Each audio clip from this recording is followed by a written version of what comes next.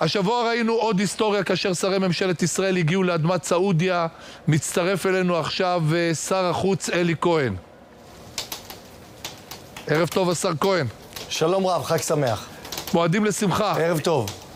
מה התחדש לנו השבוע? האם אנחנו... מועדים לשמחה. האם, השר כהן, אנחנו יותר אופטימיים מאשר בשבוע שעבר בכל הקשור לסעודיה? כן, אנחנו בהחלט יותר אופטימיים, אבל לפני שאני מתייחס לסעודיה, אני קודם כל רוצה לשלוח איחולי החלמה מהירה לכל לוחמי מג"ב שנפצעו בפעילות המבצעית הלילה. בזמן שאנחנו כאן בעם ישראל היינו בסוכות, ביקרנו בארץ ובמקומות אחרים, כוחות הביטחון ממשיכים לעבוד 24/7. מתחילת השנה הם חיסלו כ-200 מחבלים, ולצערי בפעילות הלילה חלקם נפצעו. כולנו מכאן מחבקים אותם, מחזקים אותם ושולחים להם החלמה מהירה. אני חושב שיעקב, האירוע המשמעותי בעיניי לפחות קרה לפני כשבועיים באום, כאשר במהלך אותו שבוע, אמנם מוחמד בן סלמן לא הגיע לאום, אבל הוא התראיין לרשת פוקס ניוז, ושם הוא למעשה דיבר בקולו ובצורה ברורה למצלמה, ואמר לגבי כוונותיו לקדם את הנורמליזציה עם ישראל, ועל כך שהפערים מצטמצמים, ואכן הפערים מצטמצמים. נקודה נוספת שהייתה חשובה באותו רעיון, זה הדברים של מוחמד בן סלמן ביחס לאיראן, ששם הוא בא ושם את האצבע על כך שאיראן היא גם אויבת מבחינתו, ואנחנו תמיד אמרנו שאיראן היא לא רק איום על ישראל, להפך, ישראל היא מדינה שיודעת להגן על עצמה, לתקוף אם צריך, אבל איראן היא איום אזורי ואיום גלובלי, ואמר את הדבר הזה. אני חושב שעכשיו ברור לכולם, שאגב אמרתי את זה יעקב גם אצלך בתוכנית לפני מספר חודשים, ובערוצים אחרים קצת אולי לא התייחסו ברצינות, שהסכם השלום עם סעודיה הוא הסכם שנמצא בהישג יד, ואנחנו מדברים בהחלט על שינוי היסטורי ודרמטי, הייתי אומר אולי אפילו הסכם השלום המשמעותי ביותר לאחר מצרים וירדן שנחתם כאן. למעשה שמדינת ישראל הוקמה והייתה מוקפת במדינות מוסלמיות וערביות מתוך מטרה שתהיה מבודדת ומצורעת. ראינו שלום עם השכנים שלנו, ראינו שלום עם הסכמי אברהם, והשלום שצפוי עם סעודיה זה שינוי דרמטי, מכיוון שלשלום עם סעודיה צפוי שהצטרפו מדינות נוספות, והשלום הזה הוא שלום סמלי בין העם היהודי לבין העולם המוסלמי. היום שר החוץ פורסם כי בני גנץ נפגש בחשאי בפרסום עם בכירים בבית הלבן בנוגע להסכם. ואני שואל, האם הפגישה הזו הייתה על דעתכם, דעת ממשלת ישראל? האם משרד החוץ היה מעורב בה? האם לשכת ראש הממשלה הייתה מודעת אליה? קודם כל אני רוצה לומר לך שאנחנו בראש המדינה דמוקרטית. מי שרוצה להיפגש, גם האופוזיציה, יכול לעשות את הדבר הזה. אני רק רוצה לקוות, יעקב, שבעזרת השם הפרטים יושלמו, ומי שמוביל את המשא ומתן מטעם מדינת ישראל זה בנימין נתניהו, יגיעו גם יאיר לפיד וחבריו לתמוך בהסכם, שלא יהיה כמו שקרה בהסכם הקודם, שהליכוד בראשות נתניהו הביא את השלום עם מרוקו, עם בחריין ואיחוד האמירויות. יאיר לפיד אפילו לא טרח להגיע לכנסת להצביע עבור אותו הסכם.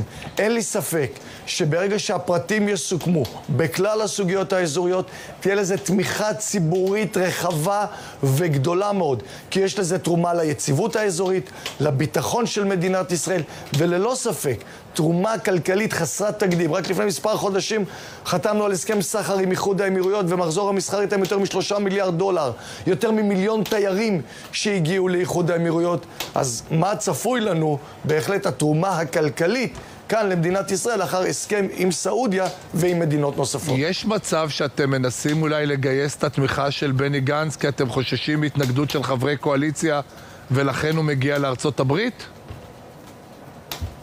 לא, אני אומר לך שברגע שההסכם יוצג, אין לי ספק שמרבית, אם לא להערכתי, כל חברי הכנסת של הקואליציה יתמכו בו, מכיוון שאנחנו נביא הסכם טוב לישראל, הסכם שמחזק את הביטחון, הסכם ששומר על האידיאולוגיה שלנו. לא בכדי כולל האגף של עוצמה יהודית, כולל האגף של עוצמה יהודית, השר כהן, כולל האגף של הציונות הדתית של סמוטריץ' ובן גביר? להערכתי, כן, מכיוון שההסכם הזה לא יפגע באידיאולוגיה שלנו כאן באזור, כפי שהאידיאולוגיה של הימין, ואנחנו כאן מוכיחים שאפשר להביא הסכמי שלום, שהפלסטינים הם לא מחסום לשלום, ואנחנו לא אומרים את זה כסיסמה, כי אנחנו אלו שהבאנו את 3 הסכמי השלום הקודמים, והנה רואים, אתה יודע, הייתה את הממשלה הקודמת, לא ראינו שום הישג מדיני, לא הסכם שלום, לא העברת שגרירות לירושלים, והנה אנחנו רואים מתחילת השנה, פתיחת הטיסות מעל אומן, הסכם סחר עם איחוד האמירויות, 2 מדינות מוסלמיות שכבר פתחו שגרירות כאן בירושלים, צ'אד מאפריקה ואזרבייג'אן מאסיה, והנה רואים שמדברים על מגה הסכם שצפוי להיות לנו, ואני מקווה שבאמת הפרטים יושלמו.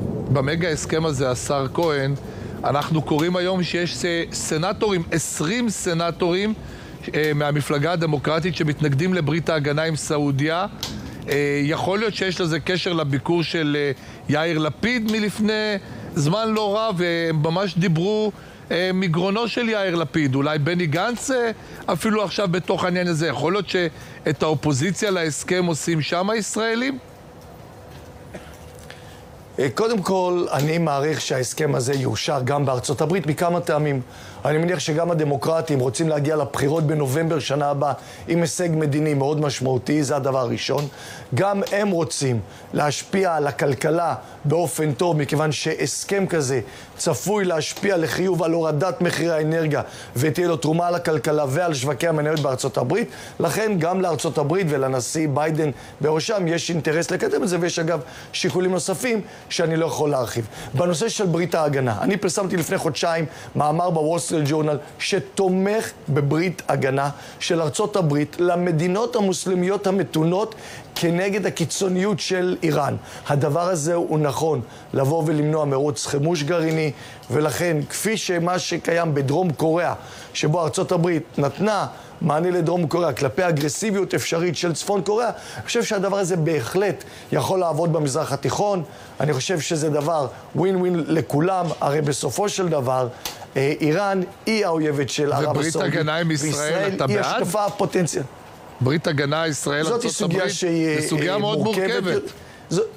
סוגיה מאוד מאוד מורכבת. אני חושב שהדבר הנכון שקודם כל אני אשמיע את דעתי בקבינט, יש לי עמדה מאוד ברורה, אבל אני חושב שבנושא של ישראל, אחרי שאני אשמיע את דעתי, אני אשמע את דעתם של חבריי, כמובן את עמדתו של ראש הממשלה, זה לאחר מכן נכון להתייחס לזה, אבל לגבי ברית הגנה של ארצות הברית למדינות המוסלמיות המתונות, אני חושב שהדבר הזה הוא מהלך נכון.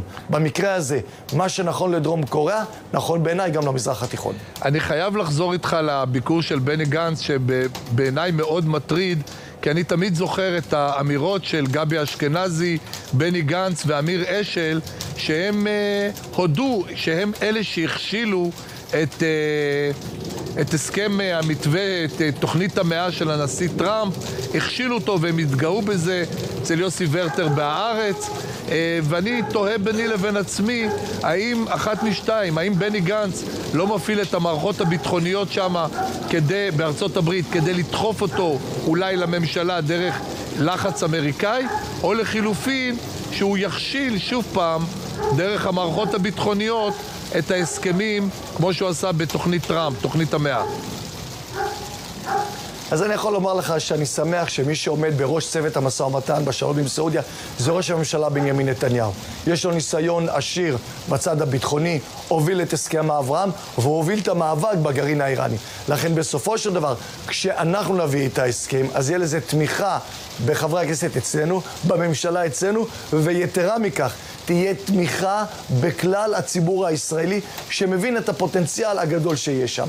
לכן יכולים להיפגש מי שאחראי, מי שמוביל, מי שקידם את הסכמי השלום המהותיים בעבר, ומי שבעזרת השם יחתום על הסכמי השלום בעתיד, זה הליכוד, זה ראש הממשלה נתניהו, ולכן אזרחי ישראל יכולים להיות בטוחים, וכמובן שההסכם יהיה ויוצג. אני מזכיר לך שגם לפני איחוד האמירויות היו דברים כאלה ואחרים, ובינתיים אנחנו רואים שהיציבות האזורית התגברה, רואים שיתופי פעולה מאוד משמעותיים בין המדינות, ולכן הם יכולים להיפגש בסוף היום, אנחנו בממשלה, ואנחנו נוביל ונקדם את ההסכם החשוב הזה. תגיד, יכול להיות שאני שמעתי גשם שיורד אצלך שם בגינה?